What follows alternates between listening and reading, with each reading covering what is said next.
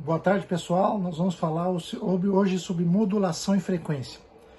Modulação é um tipo de codificação, é uma forma, uma alternativa que a gente tem de transmitir uma determinada informação a longa distância.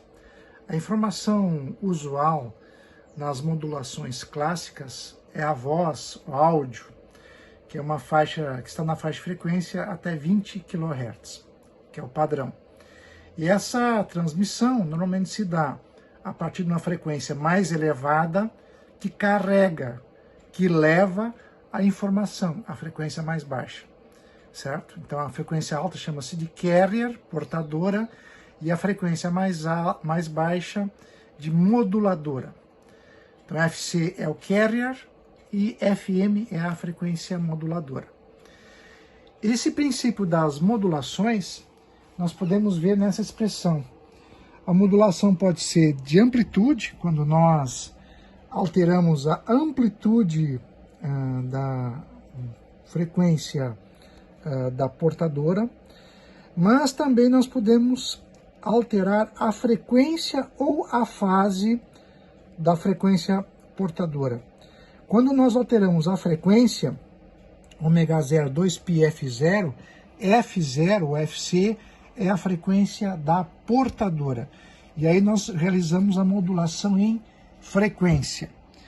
A modulação em frequência, então nós temos o sinal modulante de baixa frequência, a onda portadora que tem uma frequência alta, e a modulação em frequência, ela acontece de tal forma que a frequência da portadora varia, se altera em função do sinal modulante. Aqui nós podemos verificar este caso num osciloscópio analógico, né, em que nós temos a variação da onda portadora através da frequência modulante. Da mesma forma, existe um conjunto de parâmetros, de detalhes adicionais que são importantes na modulação em frequência. Primeiro é o desvio. É o desvio da portadora, da carrier, que é dado por uma constante de sensibilidade e multiplicada pela amplitude de pico do sinal modulante. E é muito importante que a gente entenda que esse valor desvio ele é proporcional à amplitude do sinal modulante, mas não tem nenhuma relação com a frequência do sinal modulante. Ele depende da amplitude do sinal modulante. O índice de modulação FM é dado pelo desvio sobre a frequência do sinal modulante. O FM tem uma característica muito interessante, que ele não varia a amplitude, ele varia a frequência. Por isso o índice de modulação é uma relação entre frequências, desvio e a frequência modulante. Existem dois tipos, basicamente, de FM. A faixa estreita, quando o índice de modulação é bem pequeno, bem abaixo de 1, o comportamento é muito parecido com o da amplitude modulada. Se nós observarmos o espectro FM faixa estreita, ele é muito similar ao espectro de amplitude modulada. Tem a portadora e uma banda lateral de cada lado.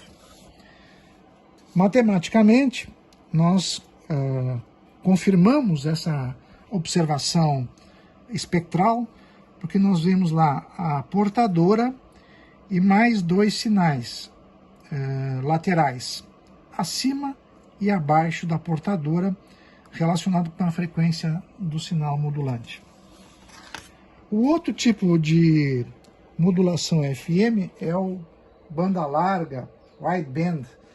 É utilizado nas broadcasting, na área de radiodifusão de frequência modulada. É quando o beta é acima de 0,2. Aqui nós temos um exemplo de beta 5, índice de modulação 5, que é um caso típico dos transmissores comerciais de FM de banda larga. Observem que nós temos um conjunto grande de composição espectral a portadora e várias bandas laterais localizadas simetricamente em relação à frequência portadora.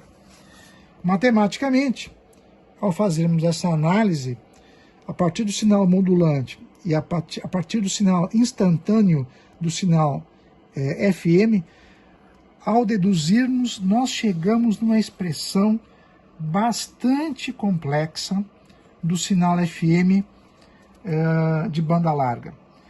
Ele não tem uma resolução única. E mais, a resolução se dá por curvas, são as chamadas curvas ou funções de Bessel de primeira ordem. Tá? E essa composição de N resultados, tá? Ela matematicamente já é tabulada para nossa alegria. Então, se por um lado nós temos uma circunstância de que é uma solução bastante complexa, por outro lado, alguém já fez isso para a gente. Então, as curvas de Bessel, elas têm uma relação em função do índice de modulação. Esses gráficos também são tabelados de tal maneira que diferentes índices de modulação têm uma composição de portadora e bandas laterais, pares de bandas laterais. Essa tabela, evidentemente, ela é oriunda das curvas das funções de Bessel. Exemplificando para vocês, eu vou usar um exemplo aqui, ó. Índice de modulação 1, nós temos a portadora 77% da amplitude do sinal originalmente destinado para a portadora e 1, 2, 3 pares de bandas laterais. Agora observem o sinal aqui no nosso osciloscópio. Esse caso exatamente foi o que eu utilizei aqui. No osciloscópio analógico, nós observamos o comportamento dessa variação em frequência para um sinal que tem um desvio tal que me gera, a partir da frequência modulante, uma índice de portadora 1. Olhando espectralmente, através da análise de Fourier, esse osciloscópio tem a função FFT. Observem aqui, ó, no centro nós temos, conforme expresso pelas tabelas, a tabela de Bessel, a frequência da portadora, e nas duas laterais, nas 3 laterais superiores e 3 laterais inferiores, ou seja, nós temos 3 pares de bandas laterais, porque este caso aqui nós temos um índice de modulação 1, né? O desvio é igual à frequência modulante. Interessantíssimo isso, né? Nós podemos observar a largura de banda de FM através da regra de Carson ou a partir das próprias funções de Bessel. Observe, então, a banda passante é 2 vezes N, que é o número de pares. No nosso exemplo anterior, é 2 vezes 3, vezes FM, que é a frequência modulante. Aqui, exemplo, eu estou usando 20 kHz. Ou seja, isso daria uma banda passante de 120 kHz. Observando aqui no osciloscópio, ó, nós temos exatamente isso. Nós temos aproximadamente aqui, ó, 60 kHz acima, 60 kHz abaixo, ou seja, entre os extremos nós temos 120 kHz. Ou seja, aqui nós temos a comprovação daquela observação da banda passante. Então observem que os sinais FM permitem atuar com largura de banda muito superior que os sinais de amplitude modulada. E como o sinal FM, ele não varia a sua amplitude, só varia a sua frequência, ele tem uma característica muito interessante em relação a ruído.